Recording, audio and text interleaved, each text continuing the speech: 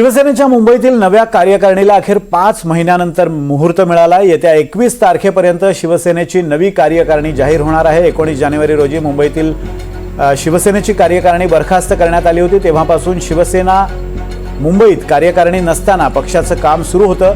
मात्र महापालिका निवडणुकीच्या पार्श्वभूमीवर शिवसेनेकडून नवे विभागाध्यक्ष आणि शाखा प्रमुख जाहीर केले जाणार आहेत। शिवसेनेत विभाग स्तरावर असणारे गटातटाचे वाद यामुळे कार्यकारिणीची घोषणा तब्बल 5 महिने लांबणीवर पडली होती आणि उद्या 19 जूनला हा वर्धापन दिनाचा मुहूर्त साधत या संदर्भात घोषणा होण्याची शक्यता आहे। अक्षय कुडकेलवार आपले प्रतिनिधी आपल्याला या संदर्भात माहिती देत आहेत। अक्षय, तसं म्हटलं तर ठाणे हा जरी शिंदेंचा बालेकिल्ला असला तरी मुंबईमध्ये शिंदेंना मोठी मेहनत करावी लागणार आहे। मात्र आता जी परिस्थिती आहे, गेल्या 5 महिन्यांपासून शिवसेनेची एक केडर लेवलला एक स्ट्रक्चर, जे शिवसेनेचं ज्या स्ट्रक्चरसाठी शिवसेना बाळासाहेबांच्या काळापासून ओळखली जाते की त्यांचं एक मजबूत संघटनात्मक स्ट्रक्चर आहे, तेच स्ट्रक्चर मुंबईत त्यांचं नव्हतं। काय नेमकी कारण होती?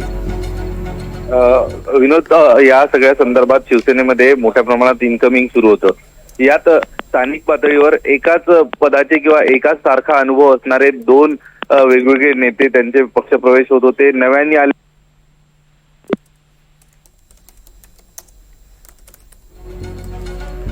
अक्षय कुडकेलवार यांच्याशी आपला संपर्क तुटला। मात्र त्यांचा मुद्दा असा होता की अनेक दिवसांपासून इन्कमिंग पक्षात सुरू होता आणि या इन्कमिंगमुळे काही नियुक्त्या रखडल्या होत्या।